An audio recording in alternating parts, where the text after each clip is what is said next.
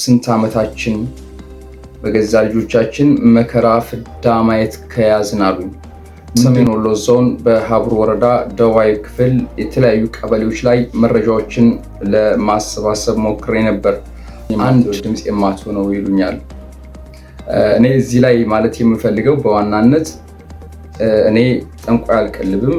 ትውልድ አካባቢ ላይ ብዙ መከራዎች፣ በደሎች በማህበረሰባችን ላይ እየደረሱ ግን ከኔ ምን ይጠበቃል የሚለውን ሳይረዱት ለወቃሽ ለመውቀስ እንትን የሚሉ አካላቶች በሁለት አይነት ጎራ አሉና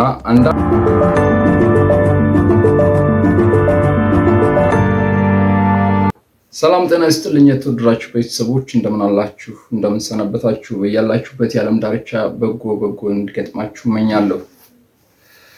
ዛሬ አንዳንድ መረጃዎችን ይዤ መጥቻለሁ። በዋናነትም በቅድሚያ ግን አንድ ነገር ማለት ፈልጋለሁ። ሁለት አካላቶች አሉ። ሁለቱም ወቃሾች ናቸው። ከኔ ምን ይጠበቃል የሚለውን ሳይረዱት ለወቃሽ ለመውቀስ እንትን የሚሉ አካላቶች በሁለት አይነት ጎራ አሉና አንዳንዶች በትውልድ አካባቢ ላይ ብዙ መከራዎች፣ በደሎች በማህበረሰባችን ላይ እየደረሱ ግን ከሌላው ማለት ስለ አካባቢ ድምፅ ከመሆን ይልቁን የሌላውን አካባቢ ነው እንትን የምታደርገው መረጃዎች እንደዚህ ሼር የምታደርገው ድምፅ የምትሆነው ለሌላው አካባቢ ነው እና እዚህ ጋር ግን ማህበረሰቡ ችግር ላይ ነው ያለው፣ እንዴት አይተው ነው የሚሉ በርካታ ድምፆች አሉ። በሌላ በኩል እንደገና አንተ ከሀብሩ ወረዳ ከመርሳ ከተማ ውጪ ሌላው ላይ ይህን ያህል እንትን አትልም እንደ ሚዲያ ሁሉም ለምንድን ነው እንትን የማትለው ድምፅ የማትሆነው ይሉኛል። እኔ እዚህ ላይ ማለት የምፈልገው በዋናነት እኔ ጠንቋይ አልቀልብም። ሰው አጠገቡም እያለ ካላየው አላየውም ነው።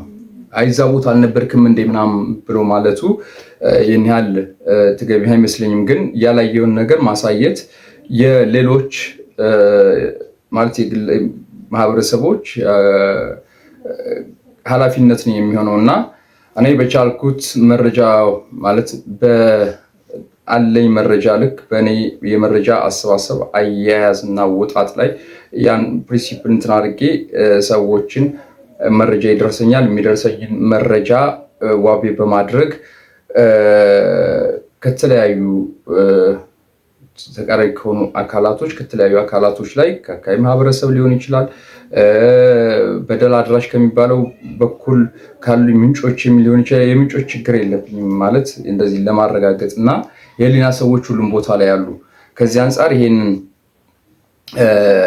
እንትን አድርጌ በእኔ መመዘኛ ሪል ሆኖ ካገኘሁት ድምፅ ሆናለሁ፣ መረጃ አደርሳለሁ። ኦኬ ቴንክ ዩ። እንግዲህ ዛሬ በሰሜን ወሎ ዞን በሀብሩ ወረዳ ደዋይ ክፍል የተለያዩ ቀበሌዎች ላይ መረጃዎችን ለማሰባሰብ ሞክሬ ነበር። አንድ የቤተክርስቲያን አባት እንባ እየተናነቃቸው እንዲህ አሉኝ። በገዛ ልጆቻችን መከራችን በዛ፣ ሌላው ህዝብም አላወቀልን፣ እኛም መከራ ውስጥ ነን። ይሄው ስንት ዓመታችን በገዛ ልጆቻችን መከራ ፍዳ ማየት ከያዝን አሉኝ። ምንድነው አባቴ ብዬ ጠየቅኳቸው። ታሪኩ እንዲህ ነው። ደምሴ ይመር ይባላል። በኢህአዴግ ጊዜም ከአመራርነት አካባቢ ላይ ርቆ አያውቅም፣ ስልጣን ይወዳል ይሉታል የአካባቢ ማህበረሰብ እና የአንዲት ቤተክርስቲያን ገንዘብ ያዥም ሆኖ የሆነ ሰዓት ላይ ይኖር ነበር። ነገር ግን የቤተክርስቲያኗን ገንዘብ በላና ቤተክርስቲያኗ ስትጠይቀው ጠበንጃም ስለነበረው ከአፋብን ጋር ኃይሎች ጋር ይቀላቀላል። ሲቀላቀል እነሱም እግዚአብሔር ይበቃናል፣ እግዚአብሔር ይፍረድ ብለው እንደተዉት ያን አባት ነገሩኝ። ያ ከሆነ በኋላ ግን በሳምንቱ እግሩን በራሱ ጥይት እግሩን መታ። ደምሴ ይመር ጎራርባ የሚባል አካባቢ ላይ ነው እና እግሩን መታ። አሁን እያነከሰ ነው የሚሄደው። እዛ አካባቢ ላይ ዳግማዊ እንድሪስ ዳምጠው ሆኖብናል አሉኝ። ምንድነው አባቴ ምን ተከሰተ አልኳቸው። ምን ተፈጠረ? እንደው በዛ በገንዘብ ቂም ይዘው ነው ወይስ ምንድነው? ምን የተፈጠረ ነገር አለ ብዬ ስል አይ አይደለም ልጄ ከደንበል አሰለል ጉዱድ አርባ የአይን አምባ ምናምን ይዞ ጎራርባ እዛ አካባቢ ያሉ ጎጦች የተለያዩ ጎጦችን ጠሩልኝ እና ለዚያ ማህበረሰብን ጠይቀው እስኪ ድምፅ ሆነው ህዝብ ይወቅለት እንድሪስ ኢማም ከሚባል ግብረ አበሩ ጋር እና 15 አካባቢ የሚሆኑ ልጆች ጋር እንትን አድርጎ በእያንዳንዱ አባወራ ላይ ወይም በእድር በእያንዳንዱ የእድር አባል ላይ 1500 ብር እንዲዋጣ ግዳጅ ጥለው ያንን ገንዘብ እያሰባሰቡ ነው። መንግስትም አልደረሰላቸውም። ህዝቡም መከራ ፍዳውን አየ። እንደምታውቀው ይሄ አካባቢ አርሶ አደር ነው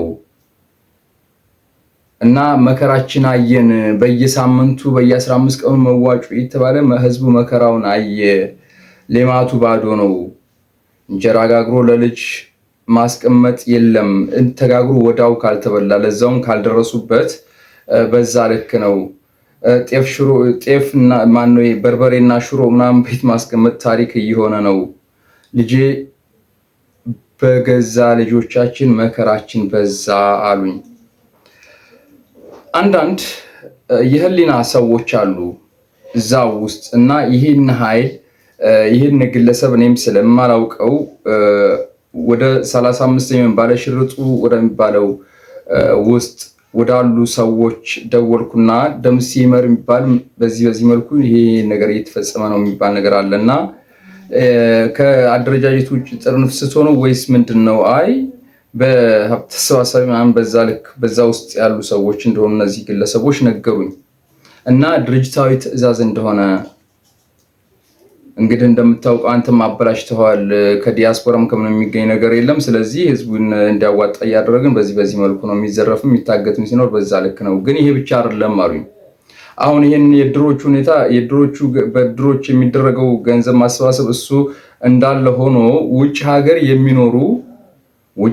የሚኖሩ ሴት ልጅ ውጭ ሀገር ያላቸው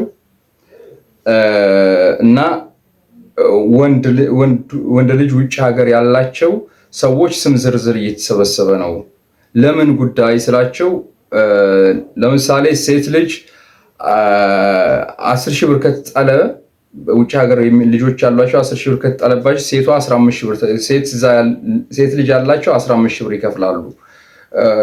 ዋትኤቨር ማለት ገንዘቡ አልተተመነም። ወንድ ልጅ ደግሞ ከሆነ በዚህ ልክ ያው ግን የተወሰነ ስፔስ ልዩነት አለው በወንድና በሴት ሲሆን እንዴት ነው ይሄ ነገር ለምን እንደዚህ ሆነ ብዬ ስጠይቃቸው አይ ይሄማ እንደዚህ የተደረገበት በዋናነት ሴቶቹ ብዙ ጊዜ ስራ አይፈቱም፣ ስራ ያገኛሉ፣ ደሞዛቸውም ደህና ነው። ወንዶቹ ደግሞ ብዙ ጊዜ ስራ ምንትን አይደል፣ እንደገና ደግሞ ደሞዛቸው አናሳ ነው። ከዚህ አንጻር ነው ይሄ የተወሰነው አሉ። ይሄ ታሪክ አንዲት ወይም 2 ቀበሌዎች ላይ ባለ ማህበረሰብ የተፈረደ ፍርድ ነው። በነገራችን ላይ ስለ መዋጮ እንትን ካልን መዋጮ እዛ አካባቢ ላይ በእድር መዋጮ የጀመርነው እኛ በነበርንበት ጊዜ ሲሆን ጊራና ላይ ነው የተጀመረው። የተጀመረውም በ300 ብር ነው። 300 ብር፣ 500 ብር፣ 700 ብር፣ 1000 ብር እያለ አሁን 500 ብር ገባ። ያን ማህበረሰብ እንግዲህ ይሄ በየ2 ወሩ ምናምን ነገር የሚሆን ነው። ይሄ ኃይል አብዛኛው ይህን ድርጊት የሚፈጽሙት አብዛኛው የዛ አካባቢ ልጆች ናቸው። ሰዎች የሚታገዙ ሰዎችን እንትን የሚሉት ደግሞ ውሳኔ የሚሰጡ አመራሮቹ ይሁኑ እንጂ የሚያግቱት ደግሞ በሌላ ሰው ምናምን እንደዚህ የሚያደርጉበት ሁኔታ አለ። ድሮ እኛ እንናገር ነበረ፣ ይሄ ወጣት አላስፈላጊ ልምምድ ውስጥ እየገባ ነው። አንድ ይሄ ነገር እንትን ይበል። ከዛ ባሻገር እንግዲህ 7ኛው ሀገራዊ ምርጫ ትናንት ግንቦት 24 2018 ተካሂዷል። ውጤት ይፋ እየተደረገ ያለበት ሁኔታ አለ፣ በየወረዳዎች አለ። በየወረዳዎች ያሉ ውጤት ይፋ እየተደረገ ነው። ነገር ግን ከዚህ በኋላ ይሄ ማህበረሰብ ምን ይበቃዋል? የኔ ጥያቄ ነው። ይሄ ማህበረሰብ ምን ይብቃው? ይሄ ማህበረሰብ ወደየት ይሄድ? ወደየት ለማን አቤት ይበል? ስለዚህ መንግስት እንደ መንግስት የመንግስትነት ድርሻውን መወጣት መቻል አለበት ብዬ አምናለሁ። ዜጋም የዜግነት ግዴታውን ማለት ሁሉም ለመንግስት የሚተው ሳይሆን ማህበረሰቡም የራሱን ግዴታ መወጣት አለበት። ለምሳሌ መንግስት የጦር ምናምን ነገር እንትን አለው ሰላምና ጸጥታውን የአካባቢ ጸጥታ ለማስከበር በሚያደርገው ኦፕሬሽን ማህበረሰቡም መረጃ መስጠት መቻል አለበት ብዬ አምናለሁ።